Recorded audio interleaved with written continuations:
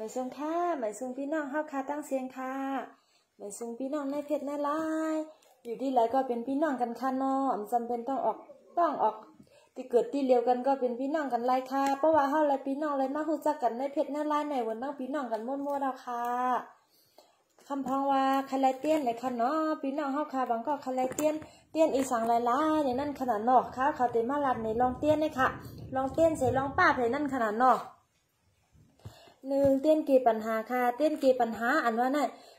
มันเกี่ปัญหาอะไรดีนะค่ะเฮามีลองปัญหาหน้าเฮือนเฮาห้า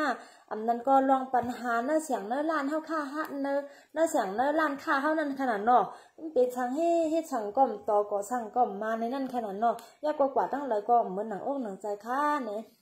ชื่อเตี้ยนเกี่ปัญหาเลยค่ะเตี้ยนเกี่ปัญหาอุตสาหเฮาคันนั่นดีนะค่ะเตี้ยนเกี่ปัญหายาวเตี้ยนหยอกเกี่ยวสัตตาค่ะอันนั้นซ้ำเตี้ยนหยอกเกี่ยวสัตตาอันว่านั่นมันเป็นหือล้าเนี่ยเพราะว่าเกี่ยวเฮาอ่ำดีปัญหาก็ตามมาค่ะเนาะเพราะว่าปัญหาตามมาเกี่ยวเฮาก่อมเดียวค่ะเพราะว่าเป็นสิ่งนั้นจึงในแต่ละหยอกปันเกี่ยวสัตตากันตัวเฮานั่นขนาดเนาะตัวเฮาน่ะอยู่เนื้อเลือดเนื้อรวมอันว่านั่นอาชาเข้าในก็ปิ่นกว่ากูวันค่ะปิ่นกว่ากูวันจึงหือล้าใน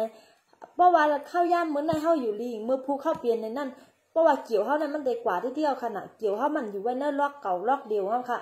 เฮาก็ติดเล็ดหยอกปันเกี่ยวสัตตาเฮาในนั่นขนาดเนาะก็เกี่ยวสัตตาย่อตีไรให้หางแทงในนั่นขนาดเนาะเกี่ยวสัตตาย่อจึงว่าเอาเมตตามาแล่ในนั่นขนาดเนาะเอาเมตตาปันแนวค่ะเกี่ยวปัญหาย่อเมียวเกี่ยวสัตตาเมียวเกี่ยวสัตตาย่อไตเตี้ยนเมตตาจ้อมกันค่ะเตี้ยนเกี่ยวปัญหาเมียวเกี่ยวสัตตาเมียวเกี่ยวสัตตาย่อเตี้ยนเมตตาค่ะเลยเตี้ยนเมตตาอันว่านั่นเฮาเฮ็ดสังก็เป็นเมตตามั่วเราค่ะอันเฮากะลาดต่อภัยก็เปิ้นรู้เฮากะลาดต่อภัยก็ลาดต่อเจ้าลาดต่อคุณลาดต่อป้อเลี้ยงไม่เลี้ยงเฮาก็เปิ้นตันลาก็ห่ำละ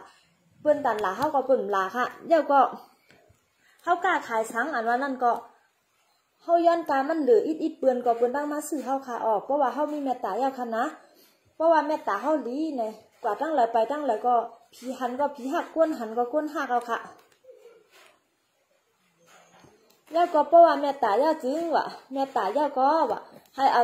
เตี้ยนเจ้าสีวันดีในนั่นขนาดเนาะเตี้ยนเจ้าสีวันดีค่ะว่ะเตี้ยนเจ้าสีวันดีในแต่ไล่กูลองค่ะเจ้าสีวันดีในกว่าตั้งหลายก็ไล่หมดเอาค่ะอันนี้ค่ะนะ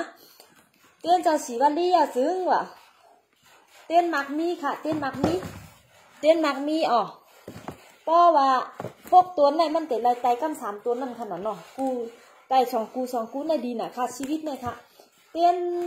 ยนมักมีเนี่ยค่ะว่ะเตี้ยนมักมีอันว่านั่นเปิ้นโหลปันเงินเฮา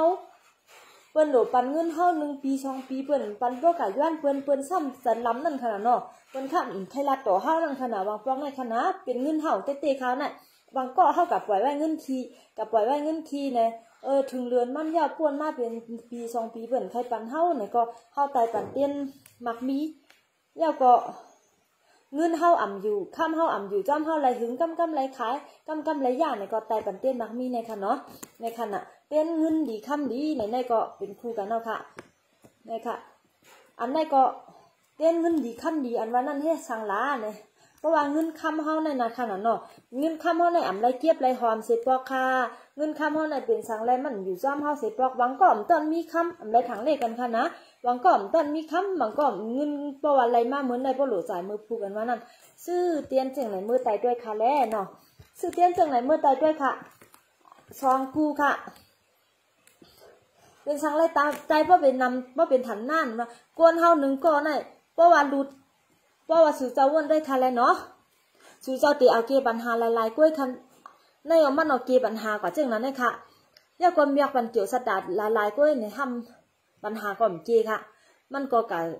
เหมือนเสียงว่าหูเฮาไข้ทำกับกินยาต้องแก้นมันก็หายนั่นค่ะเนาะเหมือนเสียงต้องเฮาแก้นทำกับกินยาหูไข้มันก็หายค่ะ6 ตัวในมันแต่ไรคือกันได้ที่เขาน่ะ6 ตัวในมันแต่ไรคือกันเพราะว่า6 ตัวในจึงเนี่ยเพราะว่า6 ตัวในคือกันยาวตายยาวในวันเดียวในตายยาวค่ะอันนั้นแต่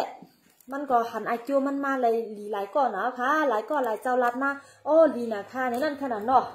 ดีนะค่ะจ้าในค่ะ6 ตัวในค่ะ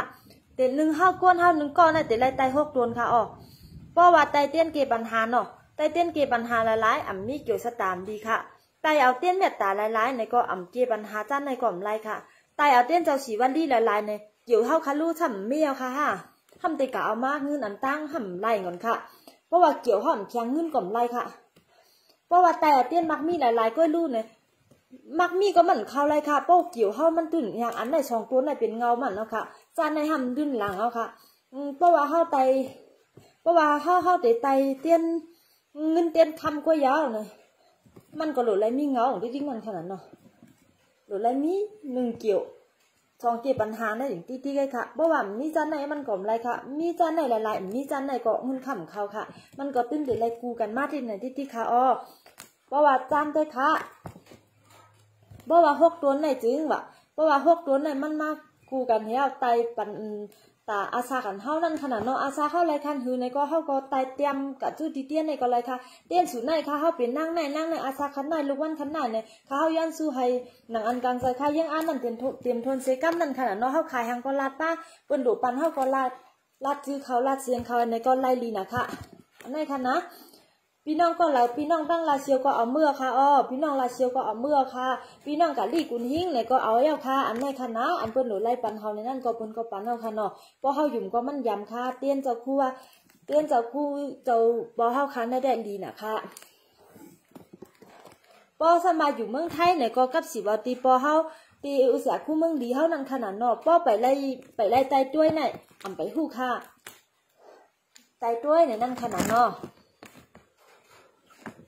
เพราะว่าอยู่ดีกินบ้านเนี่ยอย่าลืมดูปันป้าบันในคณะป้าโคใจเป็ดได้กระ3 กองในดีออป้าโคใจเป็ดได้กระ3 กองอันว่านั่นแต่อยู่ดีกินวันในก้นเผาเขาก็ใกล้รู้นะคะอันในพอเขาส่งมาในตีเสียงเอาค่ะเอาแน่ป้าโคใจเป็ดได้กระ3 กองในพอเขาส่งมาปันสีปากค่ะเอาแน่ตีเสียงเอาค่ะป้าเพี้ยนดิกใต้และดิกไทยเนี่ยค่ะอันไหนก็มีค่ะอ้อป้าเพี้ยนดิกใต้และดิกไทยเนี่ยก็หลุดไล่สอนปันดุอ่านนั่นขนาดเนาะจุกข้าวยำโควิด19ในจุกข้าวยำย่อกาลงในมาในได้หลุดไล่สอนปันอันไหนลูกอ่อนเฮาตีเคลื่อนก็เอาค่ะหลุดไล่ปันกว่าที่ห้องเฮียนก่อมเป็นช้างบนปีกก่อมไล่เสื้อลายนั่นน่ะเนาะ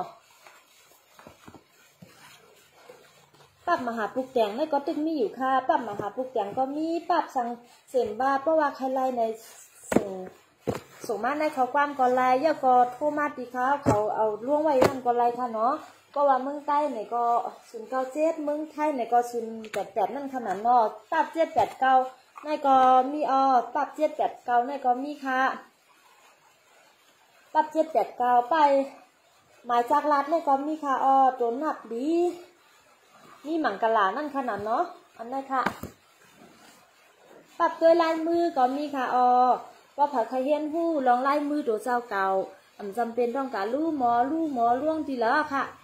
เขาก็ซื้อมือปรับลายมือไหนมืออ่านด้วยปรับลายมือกับในบนไหนปรับลายมือเขาในบนไหนลูกล่างเขาก็บนไหนพอมีเขาบนไหนเขาแต่ลายลัดนี่พอมีพี่น้องเขาน่าจะคือเขานั่นขนาดเนาะจำเป็นต้องการใส่เปื้อนตัวก็แล้วค่ะนะคะอุตสาหคู่เมืองดีเขาเฮ็ดออกค่ะ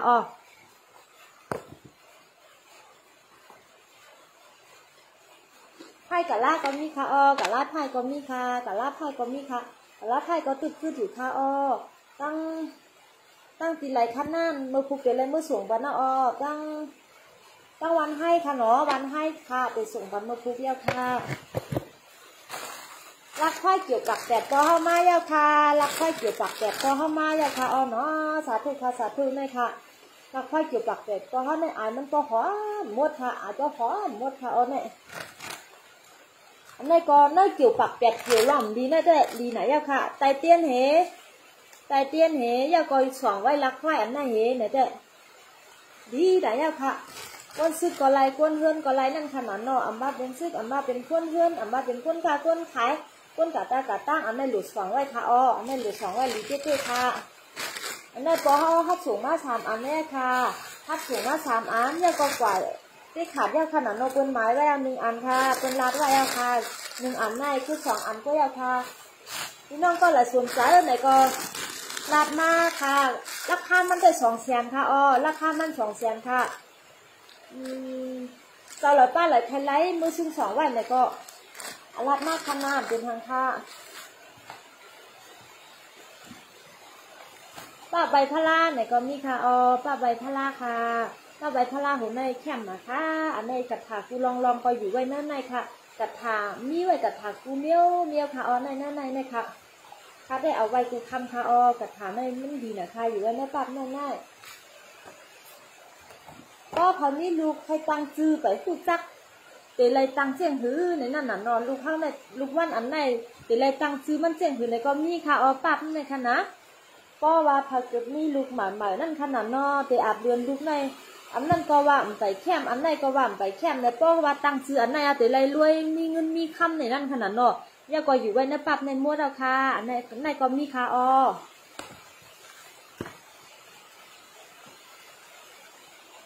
ป้าเพื่อนดิกใต้ไหนก็มีค่ะป้าเพื่อนดิกใต้หลายๆก็มีค่ะป้าเพื่อนดิกใต้หลายลิกไทยไหนก็มีค่ะอ๋อในค่ะนะในค่ะสั่งข้าวมาเลยค่ะอ๋อพี่น้องก็เลยเสียนบ้าค่ะสั่งข้าวมาอะไรอยู่ค่ะ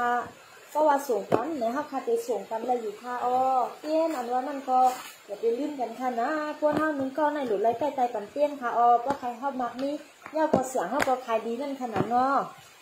ก็ว่าเขาใกล้เรียนเตี้ยนในหน้าการเขาก็ดีขึ้นค่ะอ๋อตักอันนี้ก็ตึงมีอยู่ค่ะย่างคู่หลงในก็มีออันนี้ก็มีเอาค่ะไข่เสียงค่ะมีอ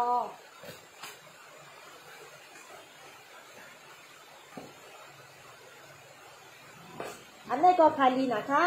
อังที่พักดูนะคะเนาะอังที่พักดูนั่นก็ขายดีนะคะอังที่พักดูนะคะเนาะนี่พี่น้องมาลาดว่าตัวเขาเอาอังที่พักดูนั่นเมื่อที่แต่ลูกอ่อนเขากล่อมห้องหายาวเลยค่ะว่ะยินจวมยาวค่ะยินจวมยาวค่ะอันกันมาซื้อกันเลยนั่นค่ะนายค่ะนั่งเสียราสติในก็ดีอันนี้ก็มือเสาไว้ตีร้านเฮาเสียงเฮานั่นค่ะนะเนาะเพื่อทองซามอันนี้ค่ะปกติสูงมากเพียงเยาค่ะอันนี้ค่ะนะ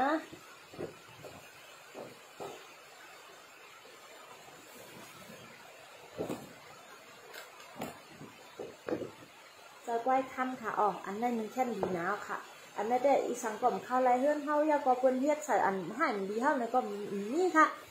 กวนเฮาในมีก้นหักละลายใจค่ะในรอการในที่เดี๋ยวมีก้นจังเอาค่ะเราเลยเอาในเฮไว้เขาพี่น้องออกต้องเร็วกันต้องช่างกันค่ะป๊บเปินสักแหลกไปบนดีค่ะก้อยกาวาค่ะเขาแต่เหมือนเจ้าหิก็คัดใจนะคืออย่าเป็นมีลองสร้างกันนั่นขนาดเนาะเอาเม็ดตัดติ๊กปันกันค่ะอยู่ที่ไรก็เป็นพี่น้องกันหมดค่ะอาซาก่อนถึง100 ปีค่ะเนาะข้าวย่ามตัวเข้าไปตายตึกมีอาซาอยู่เนี่ยหรือไรหาอันดีๆไว้ในจัดตานเท่านั้นขนาดเนาะนั่นคือเข้าแต่อายุยืนยาวอันว่านั้นเข้าก็ใกล้10 ปันยากปันสัตกันสัตตาเข้าเฮเกปัญหาเข้าเฮยาก็หาเงินหาค่ำง่ายๆในก็หรือไรใกล้ใจปันเตี้ยนเฮในก็ดีไหนยาค่ะยิ่งเสื่อมยาค่ะเนาะเข้าจบไปมาอุเป็นแพงค่ะหรือสั่งก็ตักเขามาหาข้าวเขาไรค่ะเนาะเตี้ยนสั่งมีกูเมียวค่ะก็คาไรเตี้ยนทีลาเสียมบ้านเลยตักเขามาอย่าก็โทษเขามาก็ไรค่ะ